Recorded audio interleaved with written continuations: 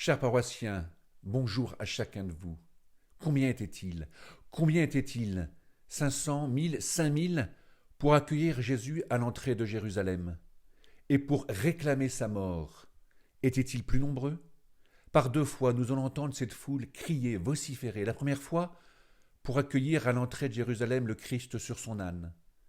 La seconde fois, au cœur de la Passion, cette même foule qui crie « Mort à cet homme, crucifie-le, crucifie-le ».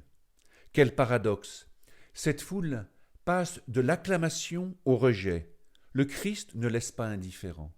La personne du Christ, Jésus de Nazareth, ne peut laisser indifférent, et son message encore moins. C'était vrai il y a 2000 ans, c'est encore vrai aujourd'hui.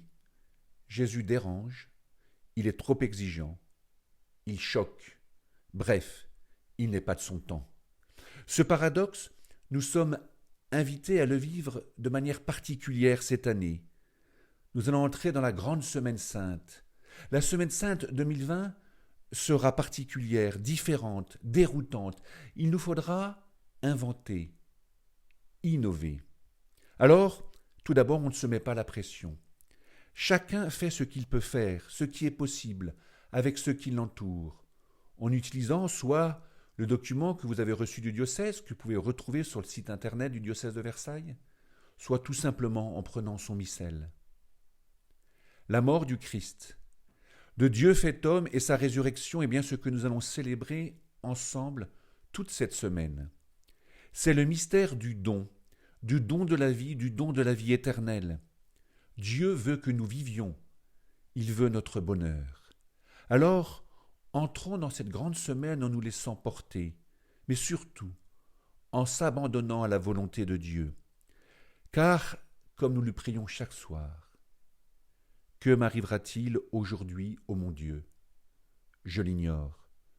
Tout ce que je sais, c'est qu'il ne m'arrivera rien que vous ne l'ayez prévu de toute éternité.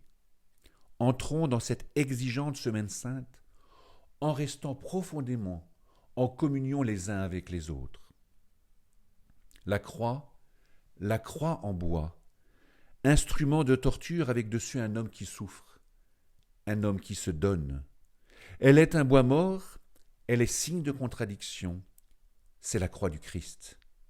Mais la croix est aussi un arbre de vie, une source de vie. La mort et la résurrection de notre Seigneur Jésus-Christ sont indissociables.